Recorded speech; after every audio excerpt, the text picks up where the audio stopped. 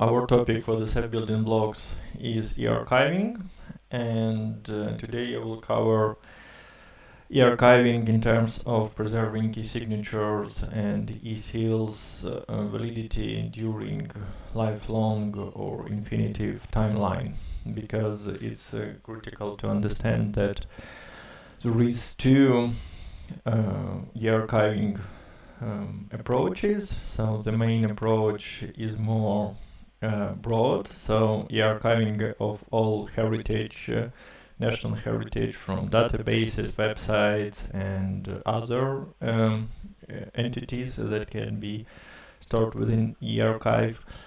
But because we are talking about eIDAS regulation and electronic documents, there is a e-signature e-seal part that it's not capable to give a validity to a document through the lifelong period. The main approach for the e-signature limitation and e-seals limitation of lifelong period is technology. So this technology is based on the mathematics, and there is a proof that e-signature e-seals in future, when more powerful computers will be built, it's possible to break some cryptographic algorithms that are used to generate e-signature. So there is a need to apply a new way of cryptographic protection of these assets. And this is why we're talking about this small scale issue, but this issue is critical for government procedures when you need to store any acts of parliament, cabinet of ministers and other government document that as a rule will be stored for infinite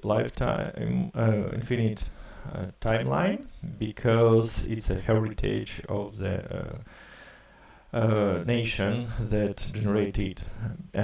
On the other hand, business documents like e-contracts, invoices and other stuff as a rule have a smaller period of archiving. It's about 5 to 7 years, and in this period there is no need for eArchiving module to be used inside the organization, but it's optional. If an organization would like to store their documents for lifelong period, it's possible for them to build internal archive. So eIDAS regulation regulates a qualified preservation service. It's a different trust service within eIDAS regulation, and this service gives you ability to extend trustworthiness of qualified electronic signature beyond the technological validity period. And it means that if technology that are used right now to build e-signatures will be broken, or we will not give a high level of trustworthiness, the eArchiving service will be able to protect older technology with newer technology. And the part of general definition of qualified preservation service, there is also statement that Commission may implement acts to regulate this qualified preservation service. Unfortunately for now, there is no published or draft implementing act that European Commission will plan to apply in near future. I explicitly asked persons in European Commission and CEF Building Blocks, do they have drafts of these documents, but right now there is no implementing act for European Commission, but there is YETSI regulation standards that define their requirements to the policy and security of the qualified preservation service, and also have access to their protocols that must be used in qualified preservation service. So these documents are starting point to build any European regulation. So as we see in e-signature building block, the European regulation is based on their EARCHIV standards. So these standards can be used to build a qualified preservation service. Also, there is a local regulation. For example, Germany already also has their national standard to define requirements to this format of signed documents that capable of e-archiving persistency. Also, I will not repeat in this block, there is a long-term archival format for e-signature that I covered in e-signature building block, and the CEF building block for the e-signature capable of generating long-term archival format, and also capable of extending basic format of e-signature to the long-term archival to be as input to their eArchive as initial step to bring electronic documents with signature to electronic archive. As I mentioned, these EARCHIV standards define the baseline for the services, and these EARCHIV standards on this diagram, there is three basic blocks of their working with electronic documents. In terms of standards, there is a requirements to the services on the upper part of the image, so the services for generation of the e-signatures, validation of e-signatures, and preservation of e-signatures. In the bottom of the image, there is a requirement to the protocol, so software requirements to generate signature. So the main idea is not to generate the value of signature, but generate a valid format of e-signature using this service, because the hardware requirements to be secure signature device, it's rather hard to apply to the cloud-based solutions. For example, the hardware token that carries private key for e-signature must be connected directly to the user computer or user device. Validation service also, they were part of their e-signature building block that can be used directly via protocol to validate the signatures and seals. And last one is the preservation service, when you would like to move your signed documents, signatures and seals to eArchive and support long-term validity of these e-signatures, e-seals. And there is details of this service. So preservation service will not only store your document and the signatures and seals, but also there is a need for the timestamp authority and signing and sealing services, and this timestamp will be applied to your document every 5-7 years with stronger cryptography to protect older expiration data on your e-signature, to be able to prove that the signature was valid long ago, even after the cryptography algorithms will be broken, and this timestamp authority will protect with more advanced cryptographic techniques documents that will be preserved within the preservation service. But there is a gap between the standards and yet the requirements that currently in place within the e-signature and e-document approach and Open Archival Information System model, OAIS, that is a core of eArchiving module, because right now OAIS do not suggest some modifications of their data that will be placed within the archive. So right now there is a main issue with archival stuff that they have habits that the data that, for example, documents, paper documents, it will be part of their physical archive, is a document that will be not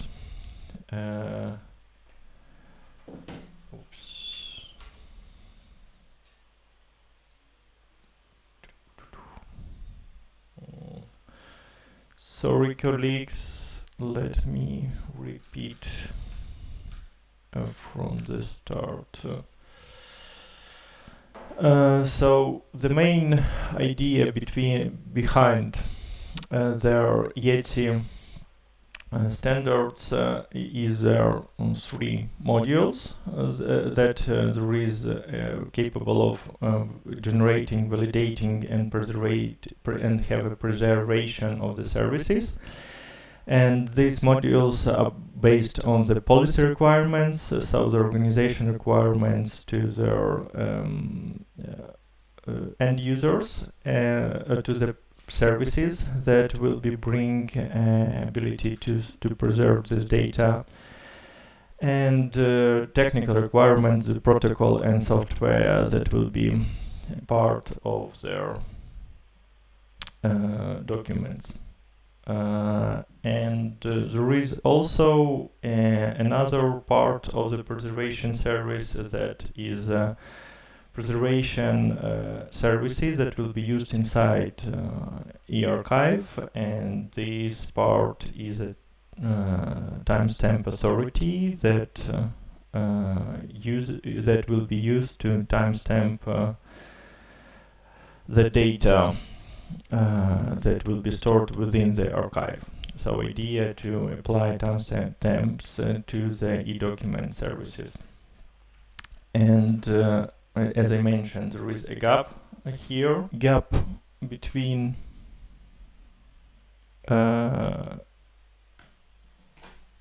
their standard model that is described within the Yeti standards and eArchive module that is built within their CEF Building Block, is their ability to apply archive timestamps to the data that is stored within the eArchive. So today in the demo I will demonstrate how to create this CEF package. The idea behind the CEF is there data that you would like to store within your archive, and metadata that describe this data within the archive. And this model for people who work within their physical archive is rather standard. So we store data as is with guarantees of integrity and possibility to check this integrity of the data, plus metadata, so the sources from which parts of the world this data came into the archive.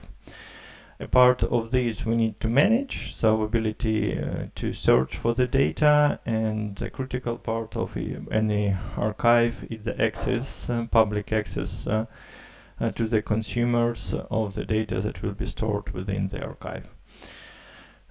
So right now I will repeat that CEF Building Block and a part RODA software that will be in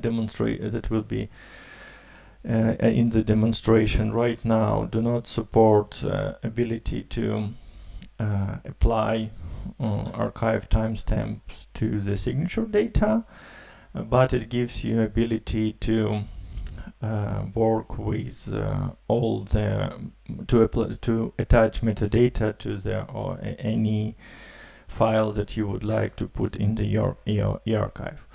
So RODA software, it's an open source digital repository that implements OAIS model.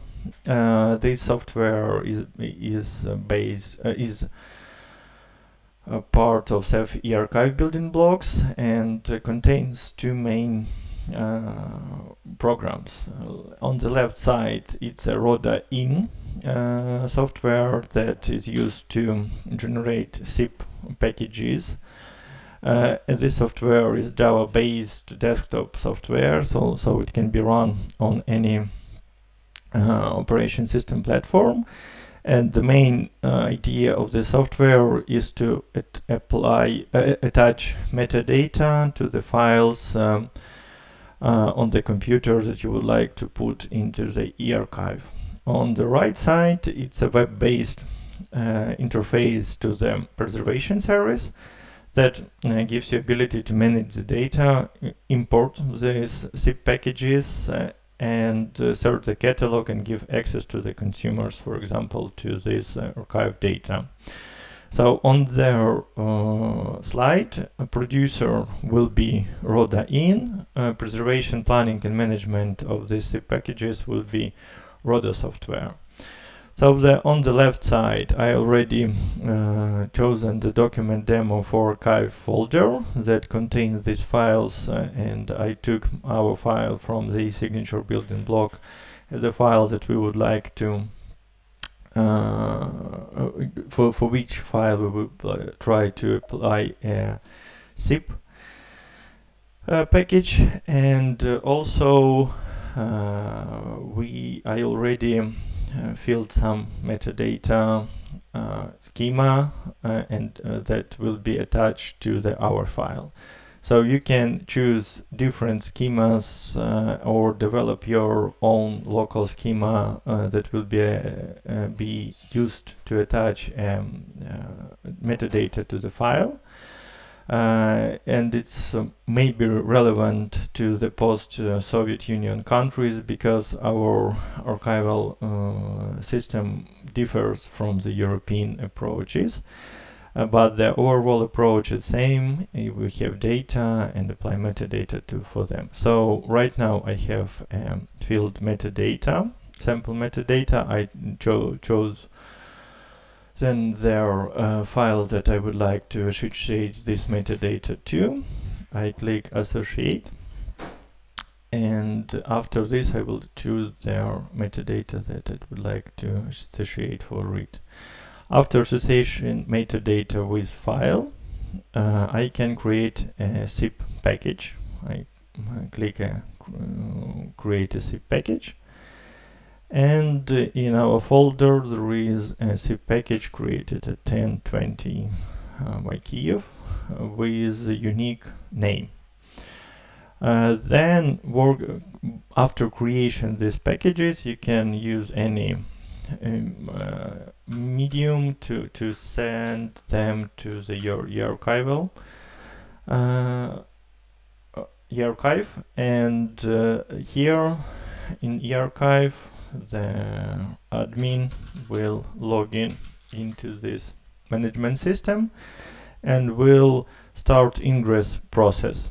So ingress process suggests that you need to check this file for validity of the schema and metadata that was applied to this file, and also there is antivirus, for example, checks that these files do not have a harmful data that can be used against their archive. And there is also other checks that you can apply to their zip packages. So after selecting zip package was downloaded to their system, but it's not a part of the system yet because we need to process this file, and to do this we need to start a process for ingress